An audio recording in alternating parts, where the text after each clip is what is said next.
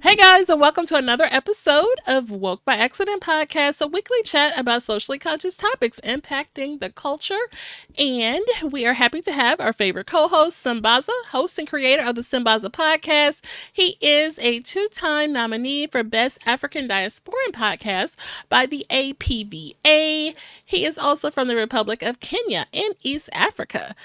And he has been a presenter at the iFrozen Audio Podcast Festival discussing Pan Africanism, and he will be an ambassador for the 2024 iFrozen Audio Podcast Festival. Welcome, Sambaza.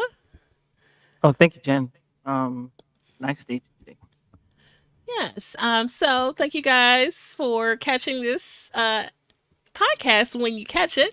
We are at a different time, but you will catch us on Wednesday as well. So we have a special guest and thoughts about our special guest or anything before we introduce our special guest, Sambaza. It's one of those things. I think I'll tell people collaborations, and it is all about autism awareness. And we are actually going to get somebody who's going to give us great information about autism. And I'm really anxious to hear what he has to say. For sure, we have been doing some conversations and discussions that you guys may have noticed about mental health and autism, and you definitely want to continue that conversation and bring in some folks and content creators and counselors and different perspectives. And so we have a great guest today who will continue on in that conversation and can add some great information about overcoming those obstacles that people may face when dealing with autism and other mental health challenges. And so we will talk about our next guest. So, our next guest is a veteran counselor and creator of the Mind the Autism podcast, Stone G. And Stone G resides in beautiful Australia. And he has graciously agreed to have a conversation with us today about his show and how he has achieved success in spite of many obstacles. And so, welcome, Stone G. Thank you, Jen, for having me. I appreciate the opportunity to have this conversation, especially for the audience. I hope it's something that is going to enrich their experience. Definitely. I appreciate you joining us, and I'm glad that we were able to coordinate a time to get together and have this conversation to share with our community, and for you to share about your community as well. Sure. Okay. And All right, some we'll buzz. start right in, and I'm going to start quickly. Well, right down to it. And on a recent episode on your podcast, which you have called Mind the Autism, you reveal your autism diagnosis that came about later in your life. This was with Dr. Ella Allen, and this Yes. was on episode number 4, right? The hypnotherapist.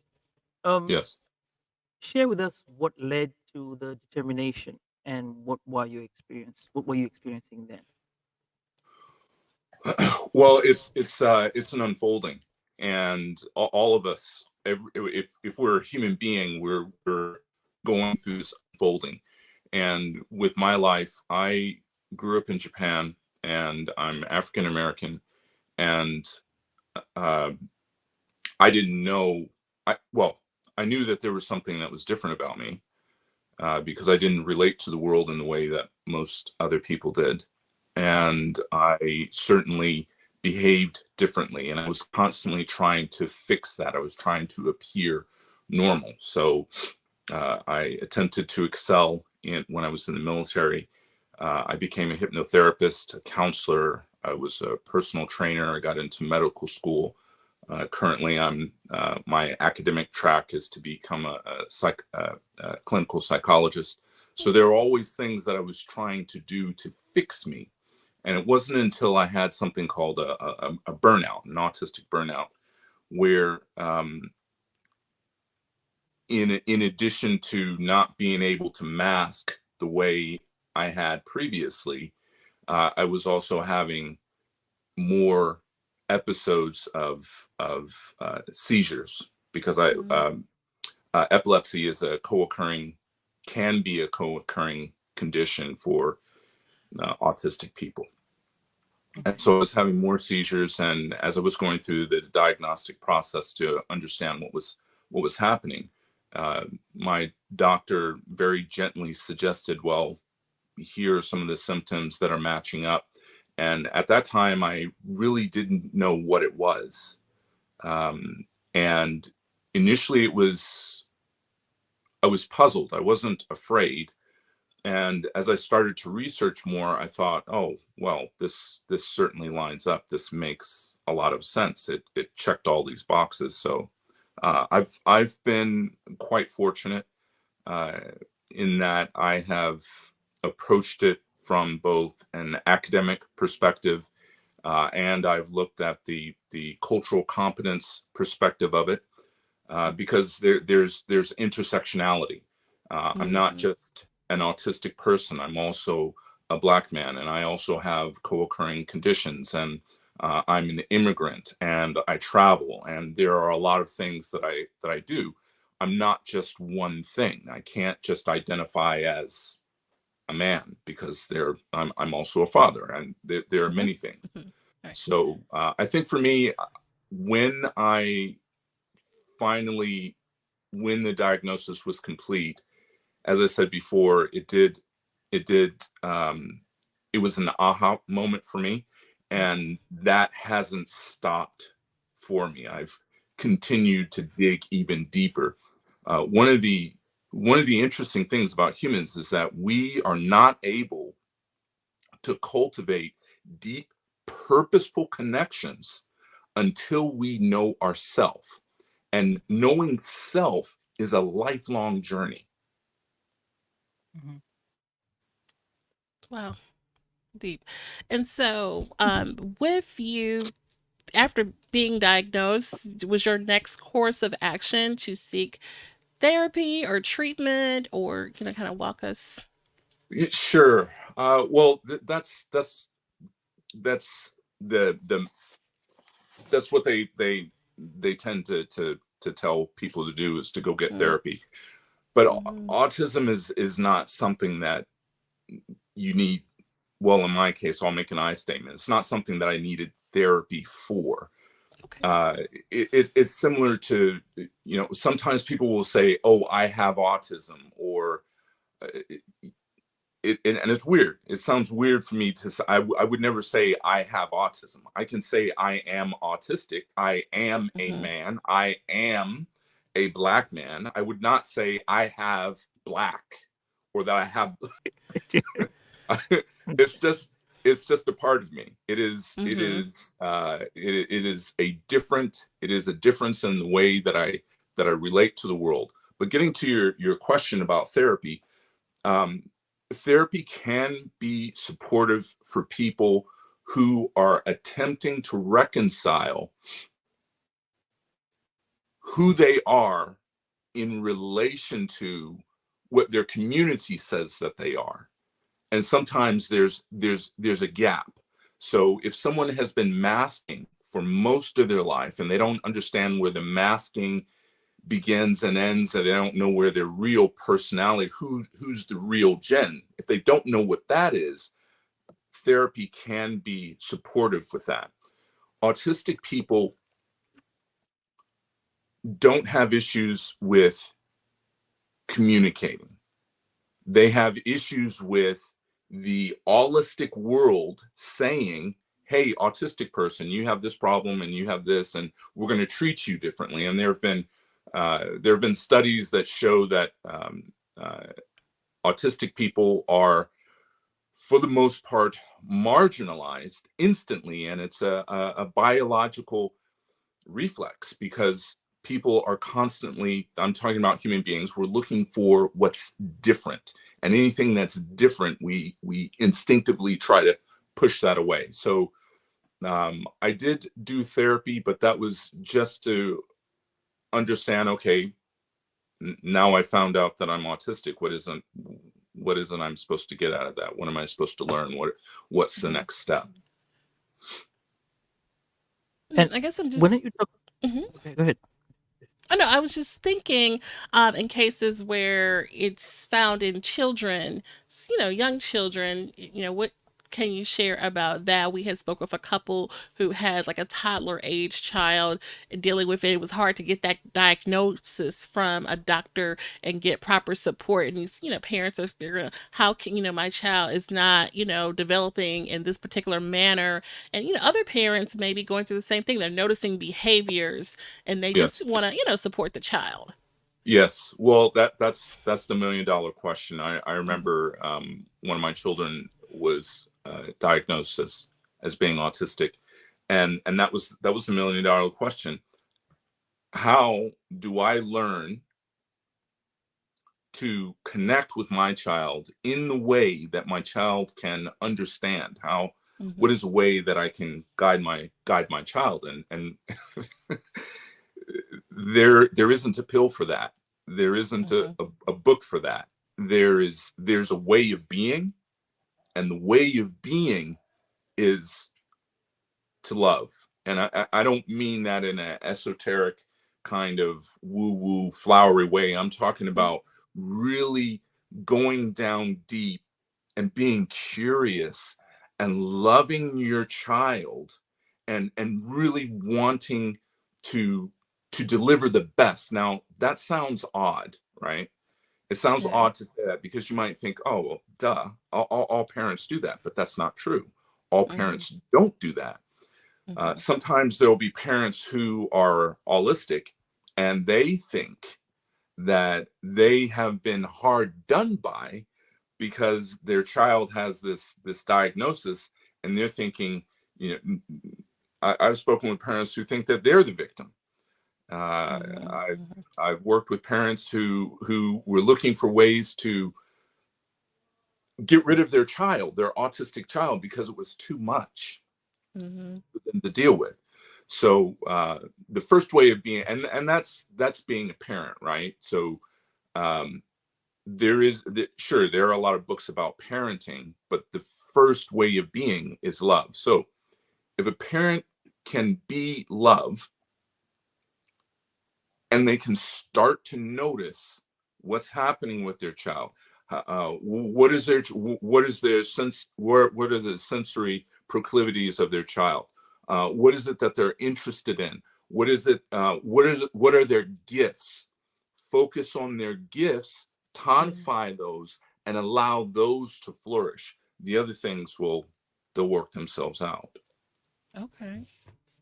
Okay. Um, Talking about the person. Well, before I get back to that part, I think I'm going to have to go back on on the diagnosis. And you said you were diagnosed. Mm, Your episode one of your podcast. By the way, congratulations, on the episode one. It was really great. I watched it. Now, yes. Angel Protect. I guess I'm saying it right. He Mm, talked about self-diagnosis mm, with regard to being neurodivergent or being on the spectrum. Uh, yes. I'd like you to explain more about your thoughts regarding that self-diagnosis, because there's now where we want to go to a professional to be diagnosed, and then here you have the individual saying that he kind of self-diagnosed himself and doesn't think Mm, that he needs diagnosis. And when listened to that, I was like, wait a minute. Um, are we getting something wrong? And then, yeah, we'll yeah. start with that. Yeah. I understand. Well, first off, earlier I mentioned that the way forward for deep, purposeful connection Mhm. is to know oneself, and I'll just expand on that a little bit. For a human being to evolve, we that evolution is done through the connections that we have with other human beings. Mm-hmm. And those connections can't be strong unless we know ourselves. And I'll give you an example. Let's say, for instance, as a child, you were bullied or whatever. And so, as a child, you had this story that there was something wrong with you. And so you go into adulthood thinking there's something wrong with you. And then you get into a relationship thinking there's something wrong with you. And you never challenge that thought that you had as a child. That thought is still there. It's embedded into you. And a lot of adults, they live their life with a story that they created to keep themselves safe as a child. Now, that story doesn't always go away, but it can be consciously addressed. Now, to the extent that adults can be responsible for the feelings. Now, a feeling is I'll give you so the origin of a feeling is a sensation. So you have a sensation in your body, and then from the sensation, you give that sensation meaning, and that meaning, now that sensation becomes a feeling. And from the feeling, you have the thinking, and then from the thinking, you have the action. And now you have the reality of your world. Now imagine you have one person who's doing all of that, and then you have another person coming together, and they're both doing it in a different way. So you're hearing how it's so important for us to know ourselves. Mm. And that's how we evolve. Now, I shared all that to say that it is a beautiful thing when someone does a self-diagnosis, Okay. because they are on the journey of expanding and knowing themselves. What a professional diagnosis does is you get to meet with a professional who has done the work. They're peer reviewed, and also the diagnosis, depending on what country you live in, means that you're going to have access to certain supports. For instance, the UK has an amazing system for support. Australia, I can go on and on about the amazing support networks that are available here, especially through the NDIS. I can't say that much about what's available in the US. From some of the networks that I work with, it's not as strong as what's available in Europe and in other countries. So the diagnosis, the professional diagnosis, is going to give you more support as opposed to having as opposed to doing your own self-diagnosis. But regardless of you having a professional diagnosis or self-diagnosing, for us to continue as human beings, we still need to know ourselves. Okay. We can't abdicate. We cannot abdicate this journey of living to someone else. Mm-hmm. For instance, when I found out my diagnosis, and I found out some of the other co-occurring things, and I'm saying this is me. I didn't say, "Oh, poor me." Yeah. Let me fall upon the mercy of the state. I just said, "Oh, okay, all right." It's kind of like you have a broken hand or something. Okay, you don't use that hand until it's fixed. You just do something else. Same thing with the diagnosis. You figure out, you know, a little bit more about yourself now.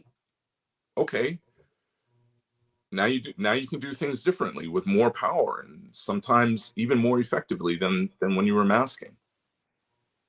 Okay. Makes sense. Now, to my question now, because that was a follow up.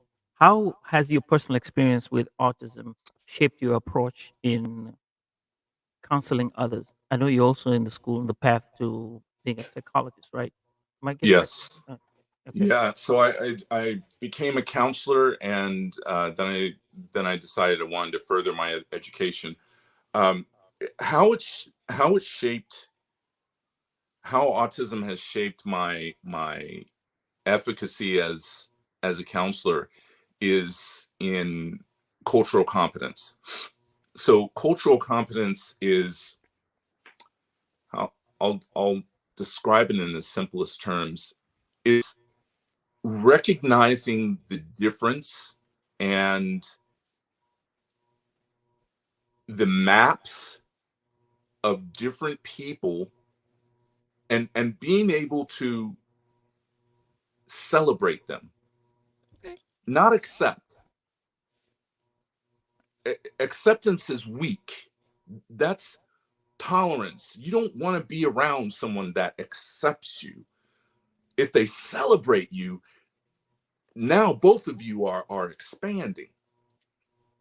So cultural competence is, and I'll say this as a Black man in a Western world. Black men, there's a marginalization of Black men, and there are marginalizations of, there's a lot of intersectionalities.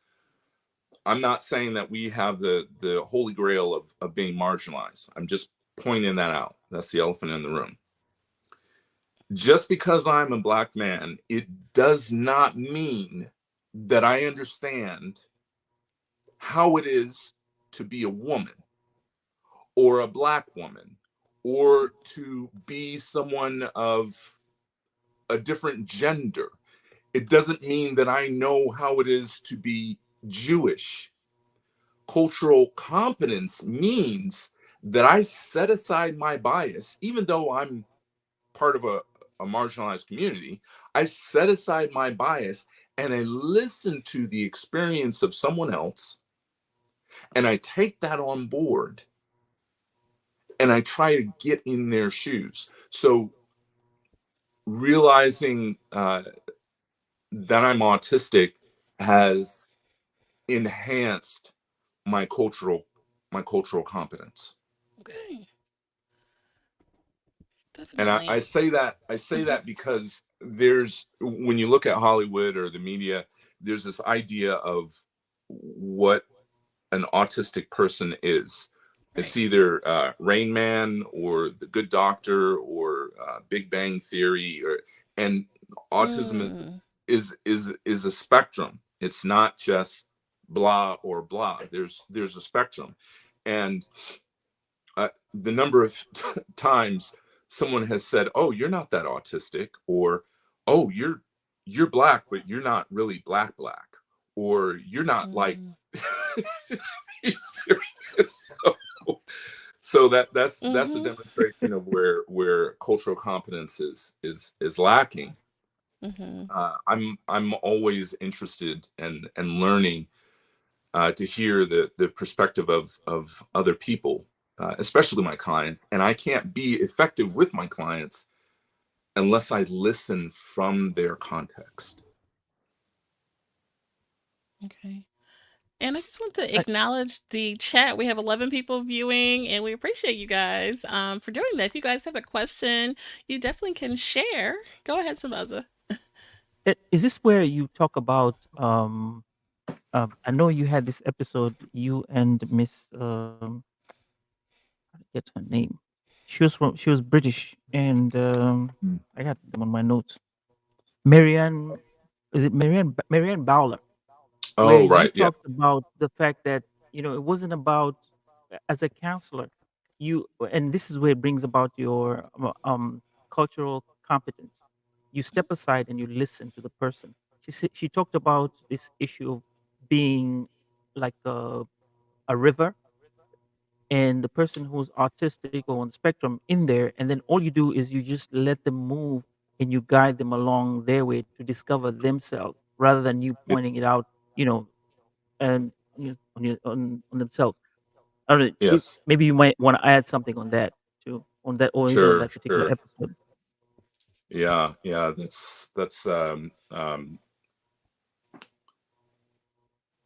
That's a standard counseling practice, is having this positive regard for our clients.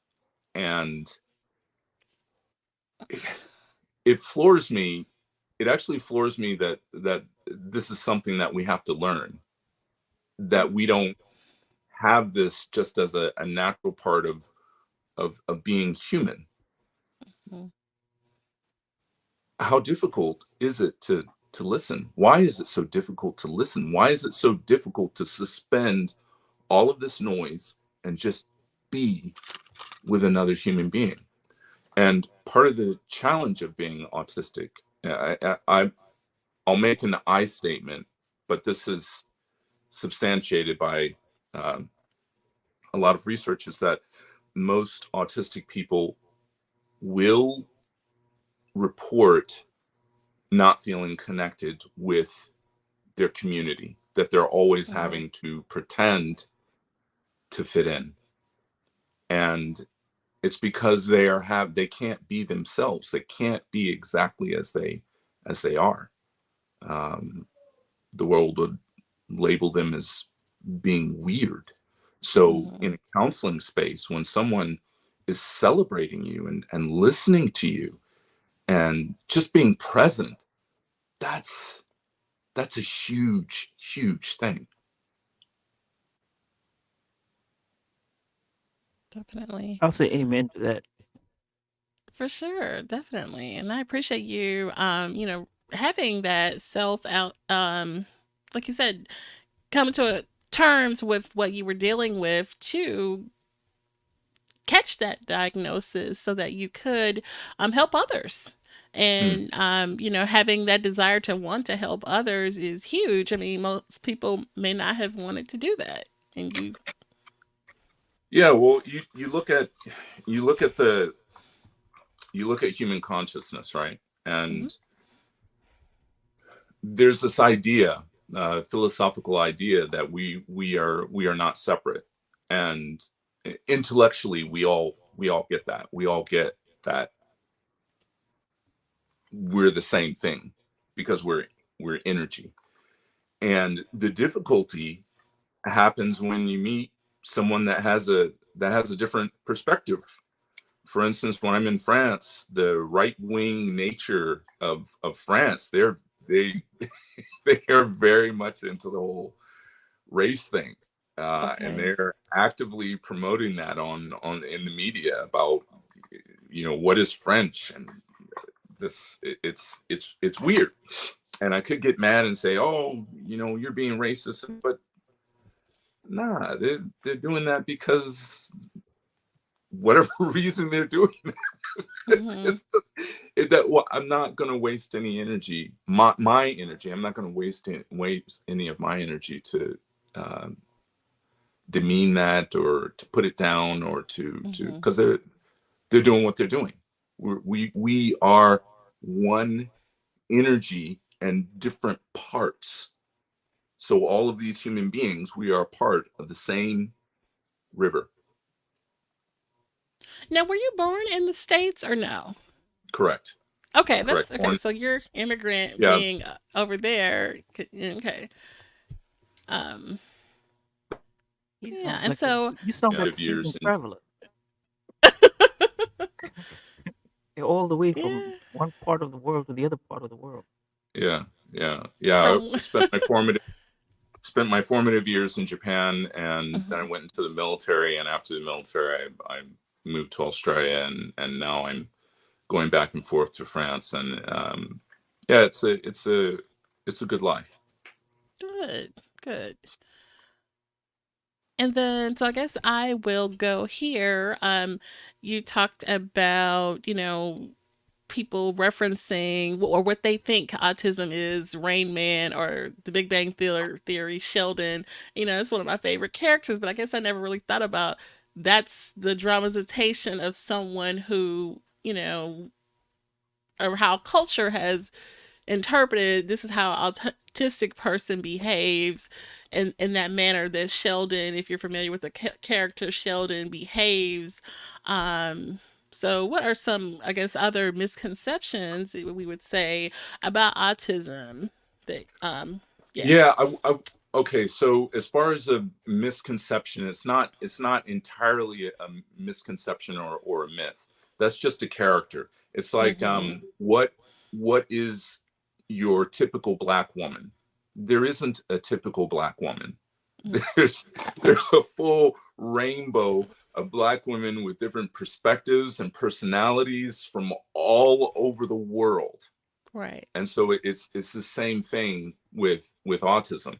And I think if human being, and this is even within the autistic community, sometimes autistic people, because of something called internalized ableism, they'll believe, oh, okay, well, this is my limitation. And it's not true. We don't actually have limitations. Mm-hmm. Okay.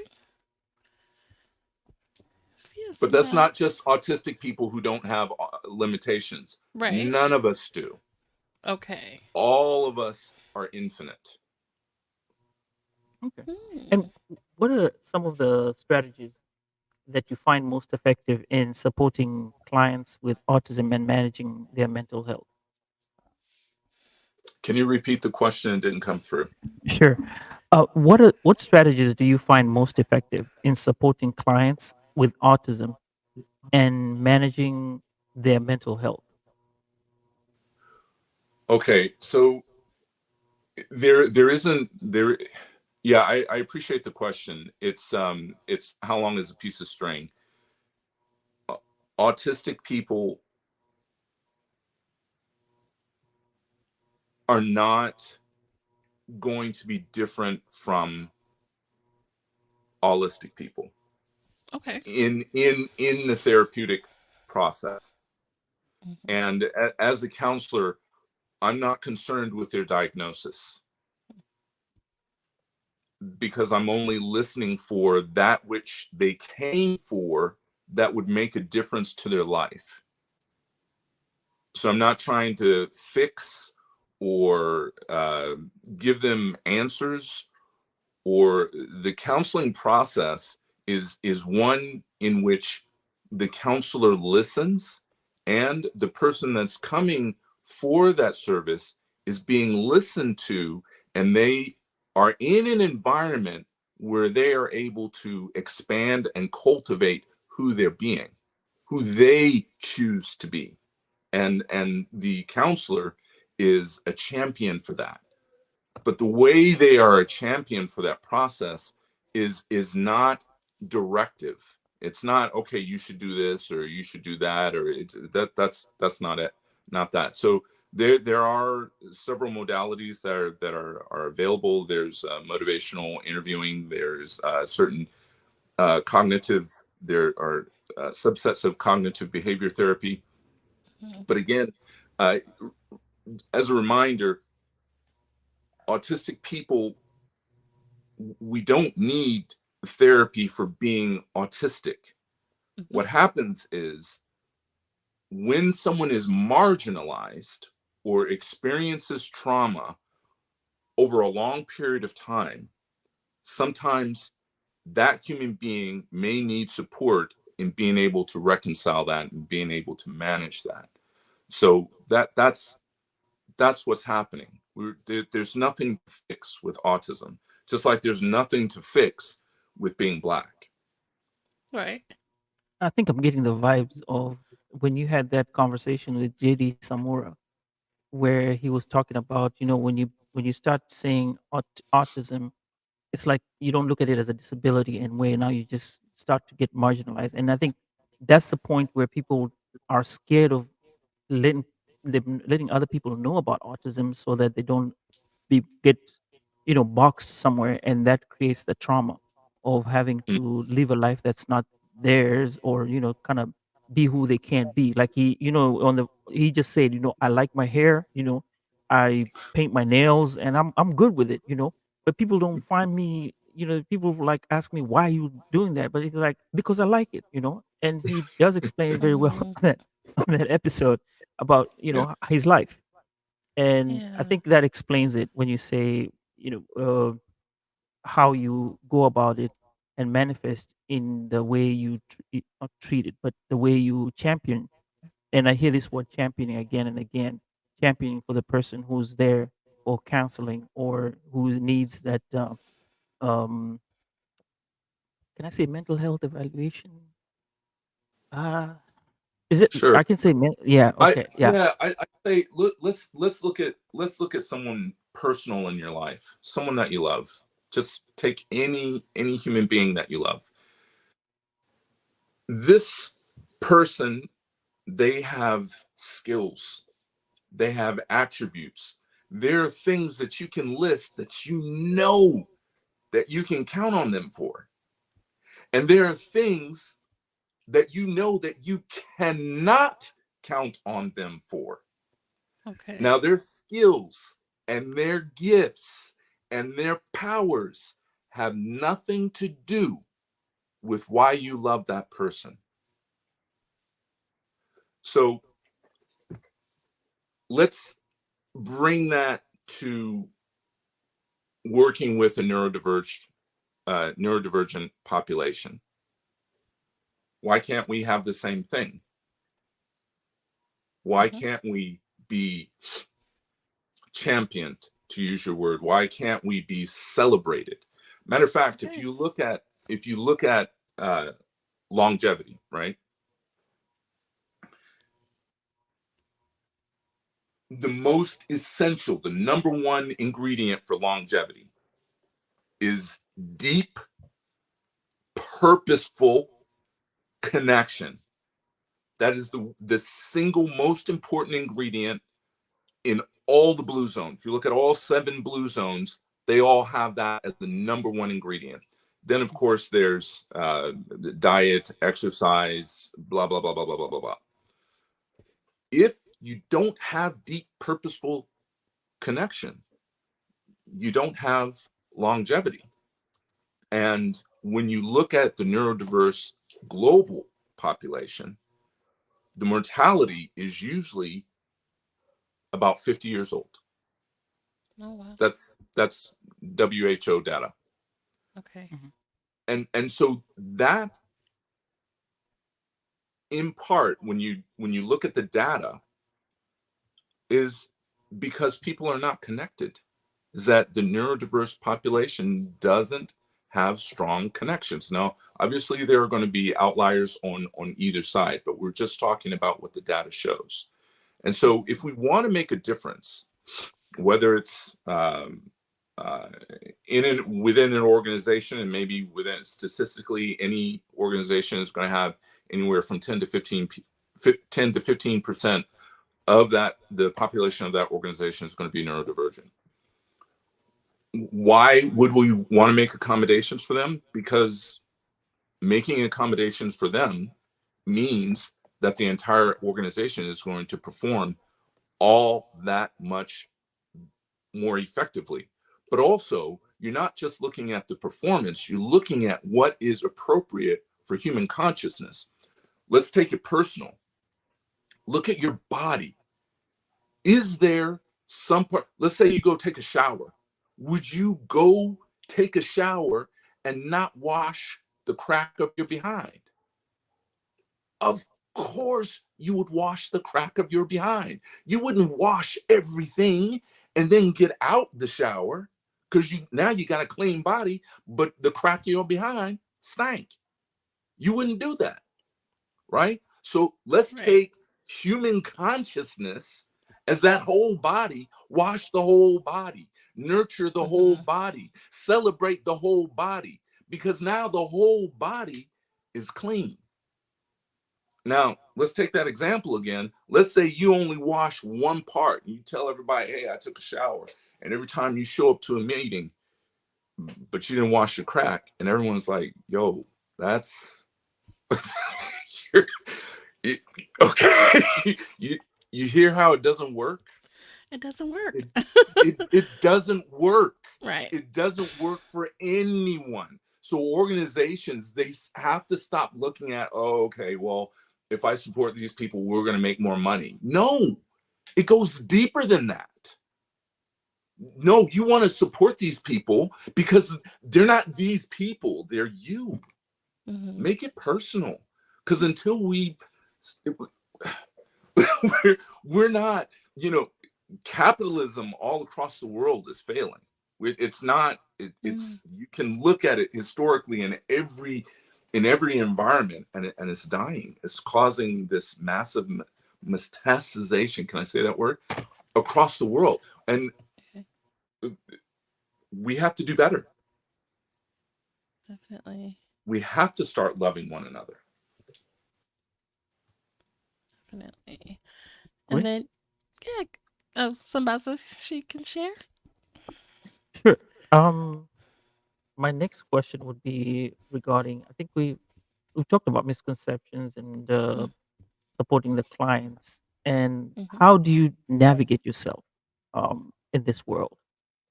Well, what would be the suggestions of kind of going through life? How would you ask as a parent and as a person who's dealing with it? Well, autism is not, for me, it is not something that is, I don't wake up one morning and say, oh my gosh, I got autism really bad this morning. It's, that's not how it occurs. What happens for me is I'm listening. I'm 6'5", and I'm 105 kilos. I'm a big guy. So when I walk into a room, just from the physical aspect, people are noticing. And then there's my energy. People notice that. And Right. then being responsible for my energy, being responsible for it's called positional awareness, being circumspect. So in being responsible for who I am, it means I can create possibility for the people who are around me, because the people who are around me are not separate to me. They are me. And that's my approach. And because that's my approach, it's how I run my businesses, it's how I do academia, it's how I interact in relationships. I'm listening for what's going to make a difference for this person. What is it that we both need and want? What is a way that we can thrive together? Because regardless of someone being autistic, neurodivergent, or otherwise, that's where we all are. And I'll just briefly touch on depression, because that's also one of the co-occurring conditions for autism. One of the best pills, one of the best medications that's available for depression is to look at another human being and to make a difference for them.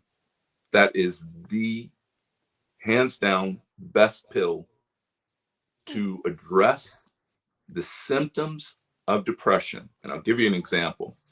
I have a dog. It's a big dog. Um, he's about 50 kilos. And so he makes a big pile.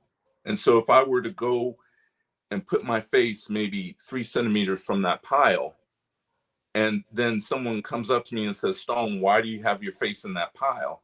And I say, well, there's a pile there. There's some dog doo doo there. And I'm looking at it, and the world is really awful, and it stank, and there's flies all around it, and it's horrible. And then that person might say, well, why are you doing that? Get up, look at the sky. It's beautiful, it's sunny. But no, I'm focusing on that pile, and this is analogous to depression. Mm-hmm.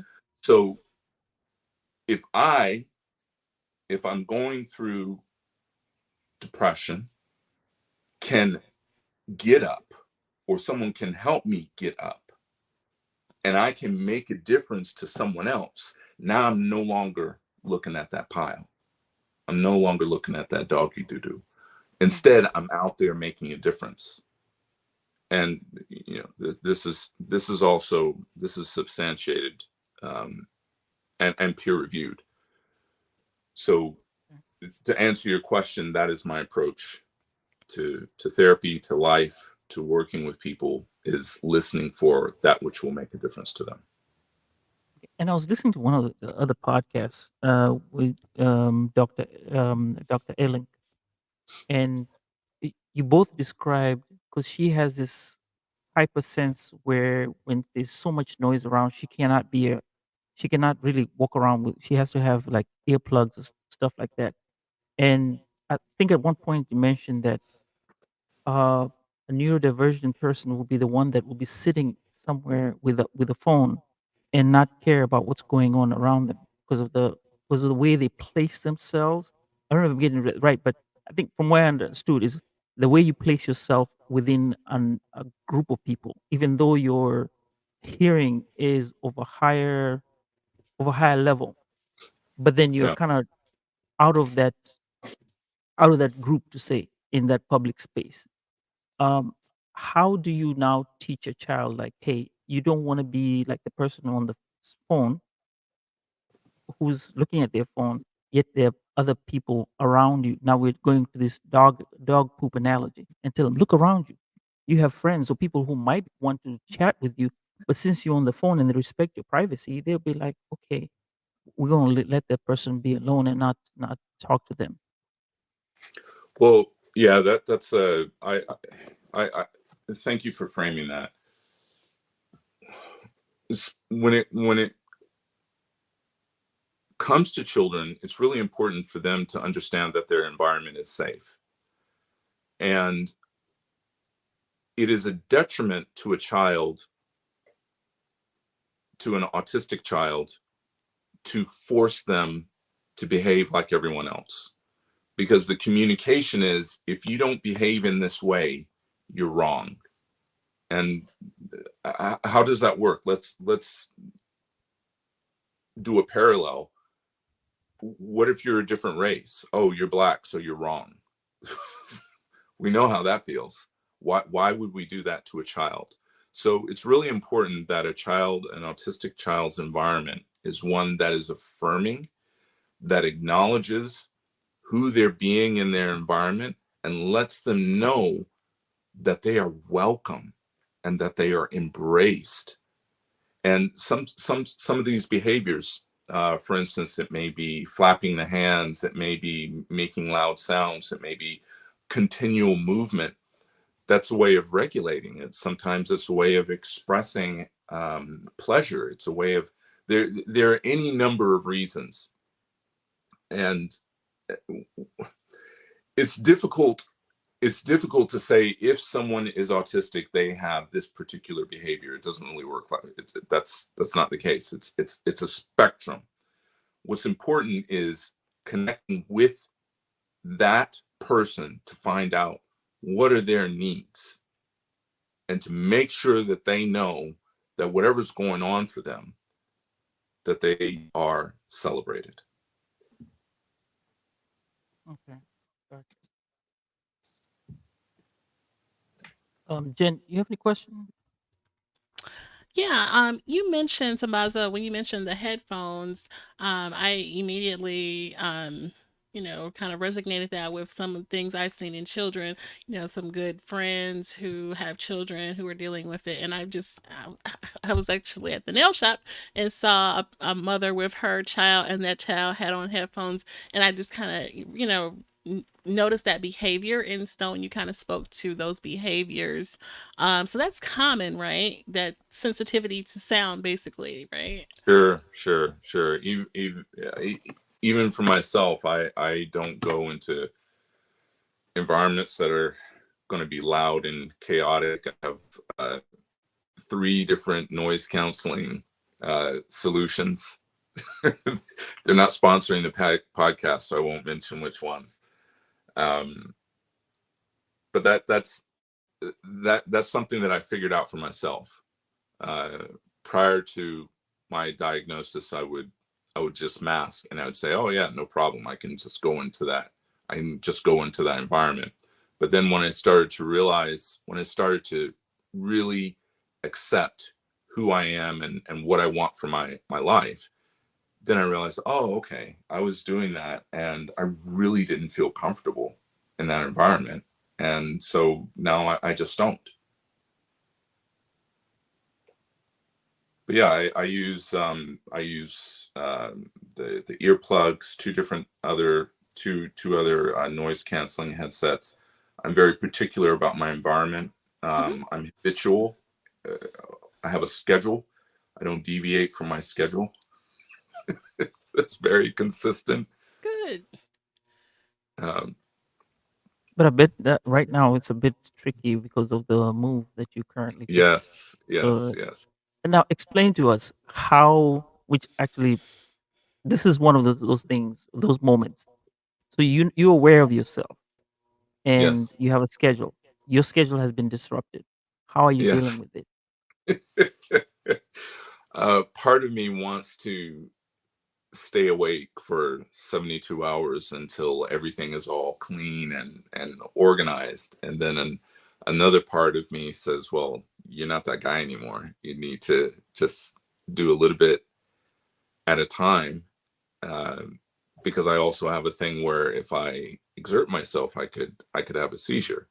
So I have this other thing that is keeping me in check.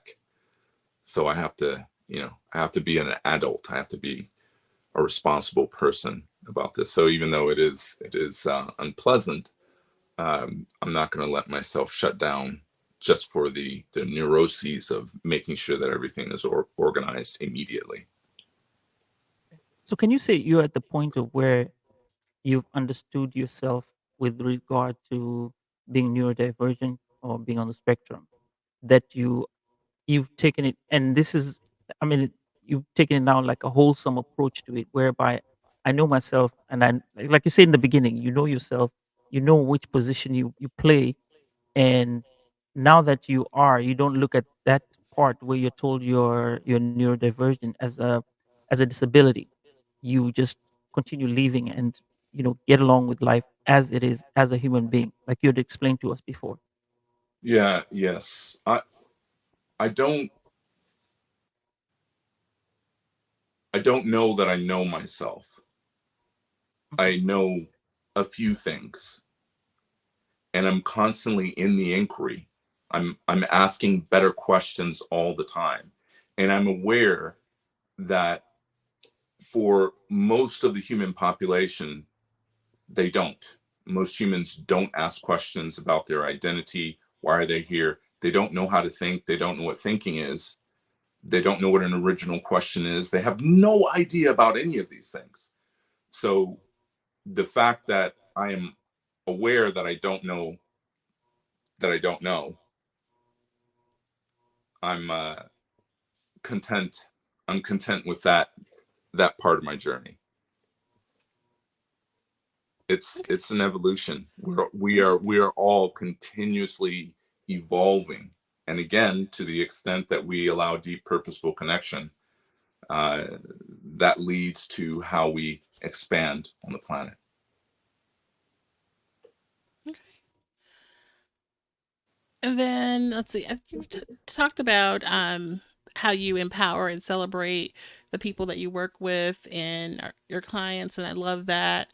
Um, how do you? I guess what advice, if any, would you share to other counselors who may be working with other neurodivergent individuals? Yeah, that's a really great question.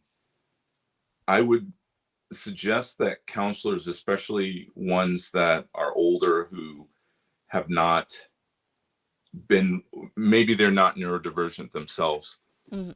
I would suggest that they immerse themselves in the data, that they learn as much as they can, and that they also develop their own cultural competence practice where they are constantly expanding their cultural competence. And the number one thing that they would have to do is to listen, actively listen intently, because the autistic client knows exactly what they need. They know where they want to expand. And so if a counselor can be that, they can listen, that's Mm-hmm. that's most of it right there. And to be specific, effective counseling is uh, to a larger extent the relationship between the counselor and the client. So, Okay.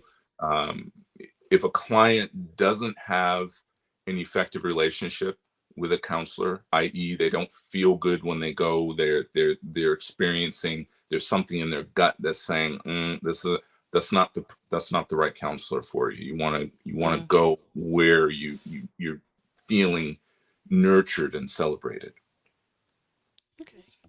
And then Sambaza, anything else before we have Stone share about his community and his Right. podcast? I have a question, and this regard to the guests you've had on your show. Having listened to your podcast, I noticed if most of them are neurodivergent and also are counselors, and have the have the capability to deal with clients that are like that. What has been your experience with different kinds? Because I know you have had someone from France, you have someone from Australia. Not Australia. Right. Was it Australia? Yeah, Yes. Australia. The one who was a France, construction US. worker, and then she then turned into a counselor. How has that Yes. experience been relating to other people of your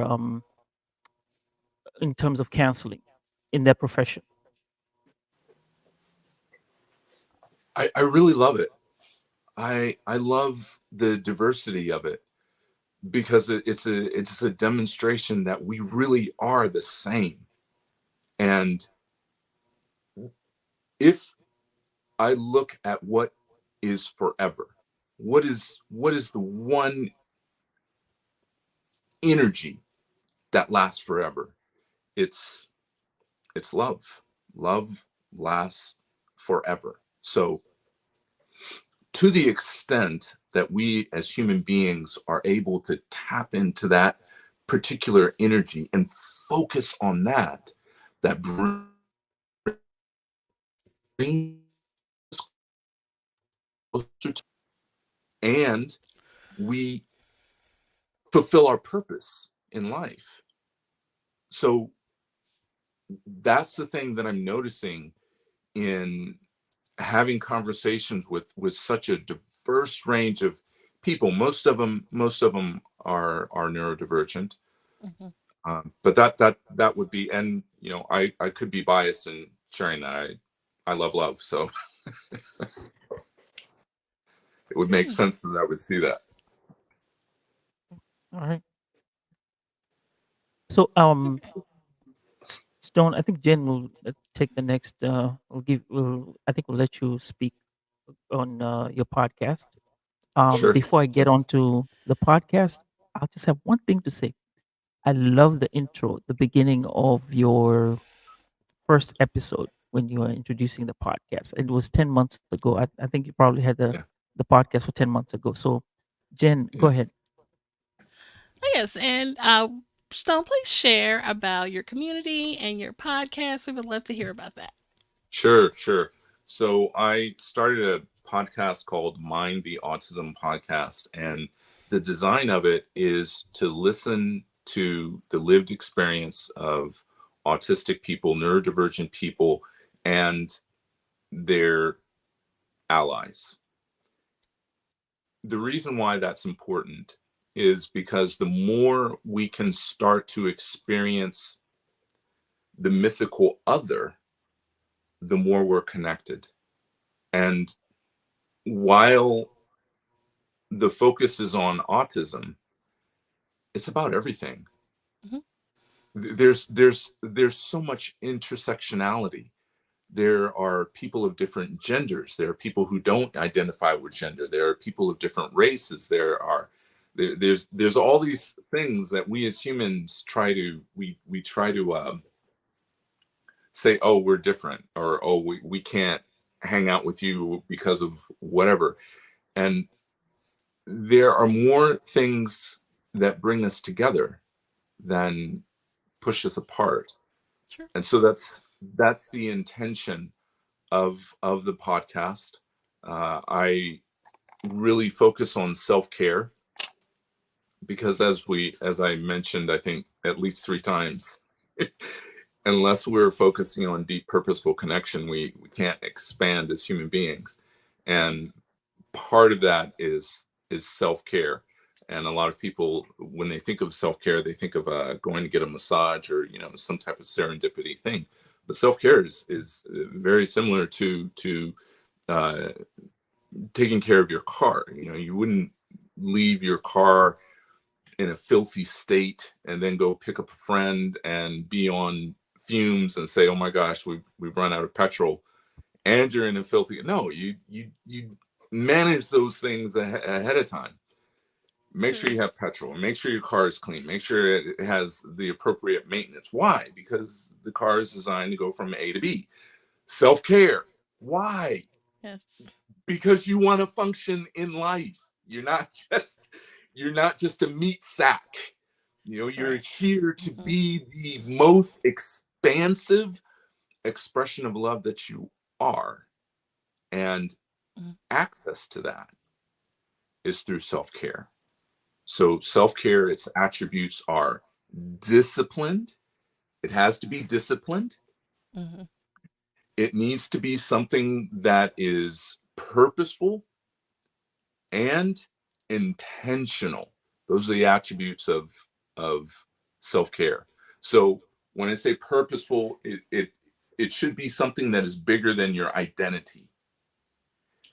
Disciplined means that there's a periodicity about it. You do it on a regular basis, and there's a sacrifice. You never have this thing where you say, uh, I don't have time, or I don't feel like it. Because that's Okay. like, you wouldn't get in your car and say, oh, I don't have time to put petrol in the tank. You're going to run out of petrol, and then you can't go anywhere. Of course, Right. you're going to put, you would never have that argument. So why do we do that to ourselves? Why do we Mm-hmm. not love ourselves in the same way that we take care of other things in life? That's, if we're not taking care of this, nothing else matters. Mm. So I talk about self-care because that's really, uh, it's critical, especially in the neurodivergent community. And Stone, self care could even be something like journaling or deep breathing exercises, wouldn't you say? Or Absolutely, okay, absolutely, okay, absolutely. So Is that part of the Lomi Lomi? there's Lomi Lomi could be part of self-care as well. So there's the tactics, or the techniques, that's the content, and then there's the framework. So I provided those three things. I provided framework, and then as far as content, you can put anything in there that you want. okay. It's like having a car. You can drive a Prius, or maybe you don't want a Prius. Maybe you want a Escalade. I'm trying to remember American vehicles. You're confusing Jen a little bit when you say petrol, because No, that's. I'm not. I was I'm like, not when you say petrol, I confused. was like, okay. No, Alright. we've been saying that for years. You say Who petrol? got Okay. yeah? Who got I'm used snaps to on the petrol when you petro? say. Oh, Have okay. you ever When you heard say of petrol, I that was like, stuff? That's that cultural thing. yeah. We used to say that back in the day. Who got snaps on the petro? Oh, okay. Or I maybe got a it Yeah. St. now. Louis thing. On another topic, Sambaza, I can't wait to discuss more Pan-Africanism and Oh, the African Union. I get excited every time I Okay, oh, yeah I we can. I love that. We can figure out good. something. I know. Yeah. And just to let the people know how we met you, how we met to get this podcast going. It was like I said before, it was through collaboration. I was on a Facebook group, um, Empowered Podcasting, and you were there talking about autism, and we were like, okay, wait, mind your autism. Then we were talking about Jen and I were talking about doing it, and I was like, let me listen to the podcast, and hey, here we are having this Yeah. conversation, and I really, really appreciate that. Yeah. You have to Likewise. come Thank you. into the clubhouse rooms Right. sometimes. Absolutely. Absolutely. I haven't been Yeah, to Clubhouse for a minute, but yeah, I absolutely love that. that would be fun. So, what are we expecting from the show? Because you had season one has ended already, or you're still continuing with the season one? Oh, yeah, I'm still continuing. I'm Mhm. still I'm still figuring everything out. I don't have the intros or outros or any pretty pictures, no promotion, Okay. just having the conversation, really.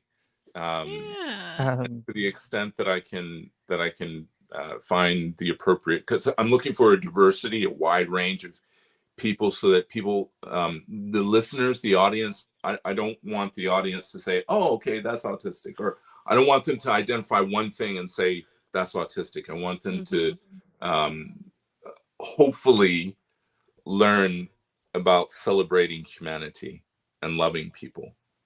Love that. and That's the that's one thing that you actually mentioned.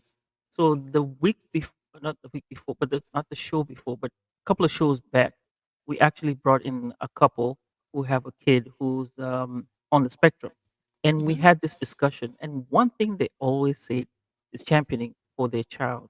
And I remember the dad talking about, if there's one thing this human can give to other people, it's the way he smiles. He has the biggest smile and the biggest heart to everyone. And that's what they're wishing, that, everyone would know him for that, not the other part. yeah And if they knew him for that, and well, I say I'm biased because I know the gentleman very well. And I never look at him in that perspective. I look at him as a normal person to me, right? Well, normal is a cliche But what is statement, but normal, right? Yeah. so Right. yeah. I heard you so walking into. so to me, I'm like, yeah, it's him. We have these conversations with him. He understands us, and we he is a lovely gentleman. But if the world would know him as that and not place him like now, that's when you brought JD. And this is where people need to come and listen to your podcast, because like you said, it's not about being on the spectrum. It actually tells you about self-care and learning more about what is going on, because I was expecting something else different. But what you provided for was now like, okay, there is something to that's bigger than just what I look at face value. You know what I'm saying? So yeah, it's just mind blowing when I got onto your podcast, and that's why I'm really celebrating the podcast because of what I've gotten out of it. Yeah. I think some of the outcomes are to, obviously grow the subscribership Mm-hmm. on the YouTube channel, and from there create a physical community for neurodivergent people, as well as people of marginalized relationship groups. Mm-hmm. And the community that we've been talking about is regenerative and autonomous, and we're doing away with capitalism. So living in this community, you're not paying for clothing, accommodation, medical, dental, education, any of those things. You are living in such a way that you are self-actualized. Mm-hmm. Uh, and if you look at spiral dynamics, we're not talking about uh, self-actualization per se. We're more looking at collectivistic actualization. So a whole group of a whole community of people who are actualized, and it's a little difficult to experience self-actualization when someone is steeped in survival. So that's the expansion that we're going towards. Okay, Okay. nice. But you should come to a clubhouse room and have a conversation. Kind of let everyone know. They'll be happy to have you and talk about it a little bit about your podcast, and we'll probably experience growth, and more people will bring in collaboration, because that's what we're That'd all be about: awesome. community and collaboration. Mm-hmm. Yeah. For sure. That'd be awesome. Thank you. I appreciate the invitation. Yes, and You're we'll welcome anytime. definitely share the link to Stone's podcast and how you can get in touch with him. Any Yeah, we have your link, so we'll share that in Absolutely. the Thank you. yes, for Yeah, I sure. really appreciate both of you for doing this. It's uh, not a lot of people want to take time to Mhm. talk about things that are so this is an important topic, but Yes. it's not just the topic, it's the framework in which you're making it available. So this is one piece of content that both of you are doing, and then there's a whole ecosystem where you're inviting people to stand up and be seen, and that's beautiful. So thank you. Thank Oh you. wow. Thank you. Thank Appreciate it. you for saying that. I appreciate that. That's awesome. Okay. Anything else to share, Sambaza, before we conclude this great episode? I am so happy you joined us, considering all the things that have happened over the last couple of days for you and the movement. Yeah. But you're staunch and you held it. You held it well. And we had a nice conversation. I really, really enjoyed Yeah, this conversation. Hmm. Thank you so much. thank I mean, you. wait, what Bye. is there else to say? Okay. Well, Yes. we appreciate you and we hope everything goes for the best. Yeah, yeah, it will. In parting, I'd just like to share with both of you to we talked about love, we talked about counseling, we talked about Okay. relationships. Now let's look for opportunities, specific opportunities to put these things into action. Like the next person you're going to interact with, really consider in your mind, what does this person need for them to experience being celebrated and loved? That's So it. we'll take that. Okay. Okay. All right then. Thank you so All much. right. All Beautiful right. day. Bye. Bye bye. Bye. All So Jen, right. Well, yes. that was a very, very nice conversation, and I do appreciate everyone who was hung on with us. That's for Considering that sure. it was uh, it was one of those late night episodes. Um, I must say, Jen, this has been really, really nice.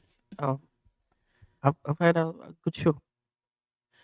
Good, good. I appreciate you for participating and for your part in coordinating, getting Stone on. You kind of identified that, so yeah, good teamwork. High Yep. five. Okay, we have to do it at the same time. It doesn't work. Oh yeah. Boom. Okay, all right.